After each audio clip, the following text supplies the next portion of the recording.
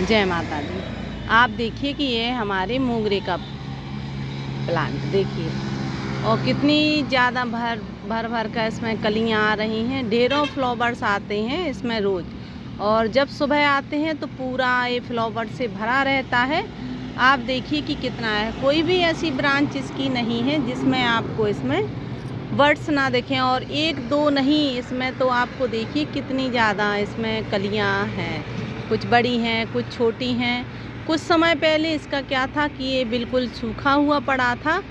इसमें पत्ते हो रहे थे, रुक रुक कर हो रहे थे, पर इसकी ग्रोथ नहीं हो रही थी। ना ही इसमें पत्तियां आ रही थी ज़्यादा, और ना ही इसमें फ्लावर्स आ रहे थे। नई ब्रांच आती हैं तभी हमारे प्लांट पर फ्लावर्स नए आते हैं, और नई कलियां खिलती हैं और नए फ्लावर्स आते हैं। देखिए अब इसमें कितनी सारी जो नई ब्रांचें हैं वो आना शुरू हो गई हैं। देखिए, और जैसे ही छोटी सी ब्रांच है उसमें भी आप देखिए कि कलियां खिलने लगी हैं।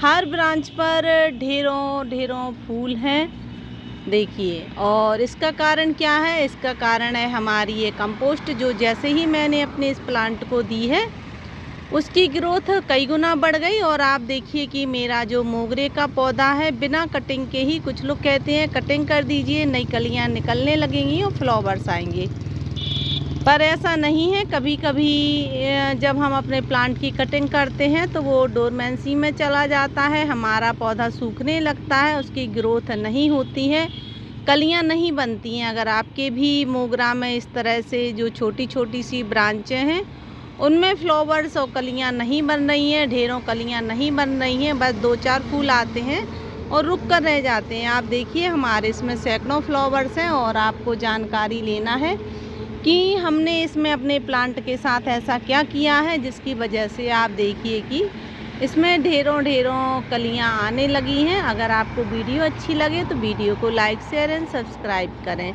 चलिए आपको बताते हैं कि मैंने ऐसा क्या किया कि मेरे गार्डन में इस तरह से एक ही मेरा प्लांट है, और इसमें मुझे ढेर सारे जो मोगरा के पौधे हैं, जो फ्लावर्स हैं, सुबह से ही ढेर सारे मिलने लगते हैं।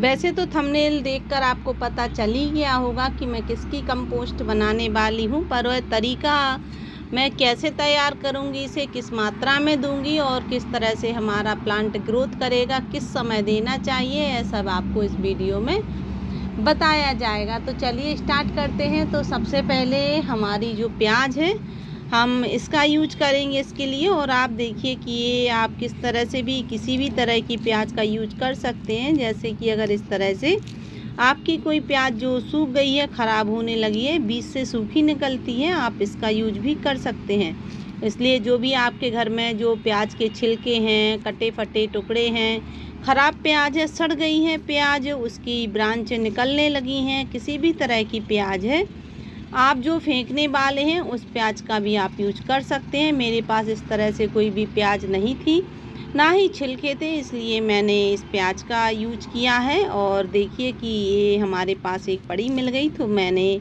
इसी की कंपोस्ट बनाई है। क्योंकि सही प्याज का यूज़ क्यों करें जब ख़राब प्याज हमारे गार्डन में के लिए अच्छी है और हमारे पास रखी है। तो हमने इसके लिए एक प्याज ली है, और इसके साथ हम यूज कुछ और चीज़ें भी करेंगे जिस वजह से कि इसकी ग्रोथ और अच्छी हो जाए। तो आप देखिए इसमें सभी ख़राब चीज़ों का यूज़ करना है। और आप देखिए कि ये नींबू है, और नींबू जो हमारे सूखे हैं, ख़राब हो चुके थे, आप देखिए बिल्कुल ख़राब नींबू हैं ये, और इन्हीं का यूज आप कर सकते हैं। अगर आपके पास इस तरह से नहीं है तो आप जो नींबू के छिलके होते हैं उनका यूज कर सकते हैं, या फिर अगर छिलके भी नहीं हैं तो आप साबुत नींबू का यूज भी कर सकते हैं।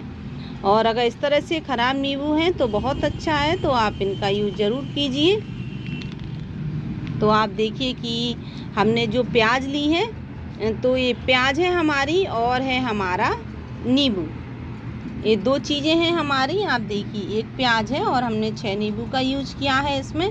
और अगर आपके पास ताज़े नींबू हैं, साबुत नींबू हैं, तो आप इनमें 4 नींबू का यूज कीजिए। और अगर इस तरह से सूखे नींबू हैं तो आप 6 नींबू का यूज कर सकते हैं। आप ये है हमारी 500 ग्राम हमारा पानी है। तो हमें इसमें क्या करना, साथ में इसमें हम एक चीज़ और बाद में मिलाएंगे, जिसकी वजह से कि हमारी ये कंपोस्टिंग बहुत अच्छे से तैयार हो जाएगी, बहुत पावरफुल तैयार हो जाएगी और कम मात्रा में भी हमारे प्लांट को बहुत फ़ायदा पहुंचाने वाली है। तो उसको भी हम बाद में आपको मिलाकर बताएंगे कि हमने और इसमें क्या मिलाया है। सबसे पहले हमें क्या करना है कि जो हमारी प्याज है और जो नींबू है, इनको हमें तोड़ लेना है किसी भी पत्थर की सहायता से या किसी भी टूल की सहायता से, इस तरह से। और आप देखिए कि मैंने इनको छोटे छोटे पीसेस में काट लिया है। आप देखिए बिल्कुल महीन टुकड़े हो गए हैं इनके। ये छोटे छोटे जो पीस हैं नींबू के, वो मैंने बिल्कुल महीन कर लिए हैं, जिस वजह से कि इनकी कंपोस्टिंग अच्छी हो जाए। इसलिए मैंने आपसे कहा था कि आप ख़राब नींबू का यूज़ ज़रूर कीजिए, क्योंकि ख़राब नींबू हैं जो वो इस तरह से महीन हो सकते हैं, और जो हमारे ग्रीन नींबू होते हैं वो इस तरह से महीन नहीं हो सकते। उन्हें बहुत महीन करने के लिए पीसना पड़ेगा या फिर बहुत महीन चाकू से उसे महीन करना पड़ेगा उनके पीस, तभी वो इस तरह से होंगे। लेकिन अगर आपके पास सूखे जो नींबू हैं इस तरह से पड़े हैं तो वो इस तरह से महीन हो जाती हैं, उनकी कंपोस्टिंग बहुत पावरफुल बनती है और ये कार्बन के स्रोत हैं। इसलिए हमें, और हमारी जो हमारी प्याज है वो नाइट्रोजन के स्रोत होती है और इसमें पोटास भरपूर मात्रा में होता है, जिस वजह से कि हमारे जो प्लांट है उसमें ढेर सारी फ्लावरिंग आती है। इसलिए हमने इनका यूज़ किया है। तो अगर आपसे हो सके तो आपके घर में जो भी ख़राब नींबू हो गया है उसे आप सूखने दीजिए कुछ दिन धूप में। उसके बाद अगर यूज करते हैं तो ज़्यादा अच्छा रिजल्ट आता है, या फिर आप उसे महीन भी कर सकते हैं। तो बहुत महीन उसके पीस करने पड़ेंगे तभी इसका रिजल्ट इतना अच्छा आएगा। तो हमें क्या करना है, आप देखिए कि हमने जो 500 ग्राम पानी लिया है उसमें हमें अपने जो प्याज के छिलके हैं वो मिलाने हैं, और साथ में हमें मिलाना है अपने जो हमने जो नींबू के महीन टुकड़े किए हैं वो मिलाए हैं। इसके साथ हम एक चीज़ और मिलाएंगे, जिस वजह से कि हमारी जो कंपोस्टिंग है बहुत पावरफुल हो जाएगी, बहुत ज़्यादा हमारे प्लांट को बेनिफिट देने वाली है। उसमें जो उसकी रूट्स हैं बहुत अच्छे से ग्रोथ करेंगी, और साथ में उसमें जो ग्रीन पत्तियां हैं वो लाने में मदद करेंगी। तो आपको सबसे पहले क्या करना है कि जो इनके जो हमने प्याज और नींबू के छिलके मिलाए हैं उन्हें इस तरह से पहले अच्छे से डिप कर लेना है, इनको मिला लेना है। उसके बाद लेना है हमें एक एलोवेरा की इस तरह से टहनी लेनी है, जो जेल उसमें काफ़ी मात्रा में हो, उस टहनी का यूज़ करना है जो बिल्कुल ग्रीन हो, तभी हमें उसका रिजल्ट अच्छा आएगा। एलोवेरा के बेनिफिट तो आपको पता ही है कि ये रूट्स को बढ़ाने में मदद करती हैं। अगर जिस प्लांट की रूट्स अच्छी होती हैं, मजबूत होती हैं, तो उसमें फ्लावरिंग की मात्रा ज़्यादा बढ़ती है, उसकी जो पत्तियां हैं वो हरी रहती हैं और हमारे प्लांट को हरा भरा रखती हैं। ठंडी खाद है, इसलिए गर्मियों में इसका यूज ज़रूर हर गार्डनर करता है और हमारे प्लांट के लिए अच्छी है। पर तरीका आप जिस तरह से करते हैं, अगर उस तरह से रिजल्ट अच्छा नहीं आ रहा है आपको, तो आप इस तरह से अपने गार्डन में इसका यूज करके ज़रूर देखिए, फिर देखिए कि इसका रिजल्ट कितना अच्छा आता है। अब हम इसे छोटे छोटे पीसेस में कट करेंगे, और आप देखिए कि मैंने इसको छोटे छोटे पीसेस में कट कर लिया है। बिल्कुल छोटे पीस करने हैं इसके, ज़्यादा बड़े टुकड़े नहीं करने हैं, क्योंकि अगर हमें अपने प्लांट को कंपोस्टिंग देनी है तो हम चाहते हैं कि हमने आज ही अपने प्लांट के लिए इतनी मेहनत की है, कंपोस्टिंग तैयार की है, तो क्यों ना आज ही हम अपने प्लांट को खाना पीना दे दें, जिससे कि उसमें 2 दिन के अंदर ही फ्लावर्स आने लगें। तो हाँ, ऐसा ही है इसके साथ।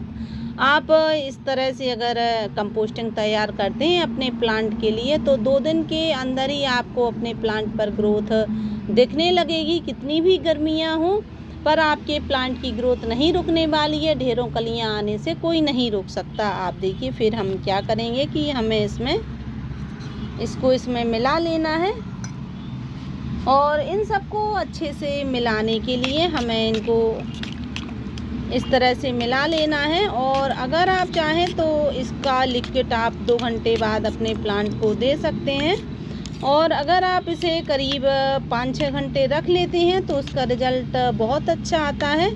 और इसका जो जेल है वो आपके प्लांट पर जो इसका जेल है वो जैसे ही आपके प्लांट की रूट्स पर पहुंचेगा तो उसका रिज़ल्ट अमेजिंग आने वाला है। और अगर आप इसको ज़्यादा मात्रा में बनाना चाहते हैं तो फिर आप इसको स्टोर कैसे करेंगे, इसको ज़्यादा मात्रा में इतने ही सामान से आप दुगने पेड़ों में कैसे डाल सकते हैं, कैसे उनकी ग्रोथ अच्छी कर सकते हैं, कैसे उनकी मिट्टी अच्छी कर सकते हैं, आपको पूरा बताया जाएगा। तो आप देखिए कि सबसे पहले तो अगर आपके प्लांट को, अगर आपको ज़्यादा जल्दबाजी पड़ी है कि नहीं हमें अपने प्लांट को अभी देना है, तो फिर आप इसका लिक्विड निकाल लीजिए थोड़ा सा। पर इसमें कोई भी जो आपने जो टुकड़े मिलाए हैं, जैसे कि एलोवेरा के टुकड़े मिलाए हैं या प्याज के टुकड़े मिलाए हैं, वो नहीं जाना चाहिए। आप देखिए इस तरह से हमें इनको निकाल लेना है और हम डायरेक्ट इसको अपने प्लांट पर दे सकते हैं, अभी इसी समय दे सकते हैं। लेकिन अगर आप चाहते हैं कि ये हमारा 4 प्लांट के लिए हो जाए इतना, अभी तो हम एक ही प्लांट पर दे सकते हैं इसको। लेकिन अगर इतना ही लिक्विड अगर हम अपने 4 प्लांट के लिए तैयार करना चाहते हैं तो फिर हमें इसको रखना पड़ेगा करीब 3-4 दिन के लिए। 4 दिन के बाद आप देखेंगे कि इसका कलर बिल्कुल चेंज हो गया है और जो एलोवेरा की जो जेल है ये पूरा हमारे प्लांट इसमें जो पानी है उसमें आ जाएगा। तो फिर हमें इसमें क्या करना है कि जैसे हमारा 1 कटोरी है तो हमें 4 कटोरी पानी मिलाकर अपने प्लांट को देना है। पर अभी तुरंत अगर यूज़ कर रहे हैं हम तो हमें तुरंत ही इस तरह से यूज हम कर सकते हैं अभी।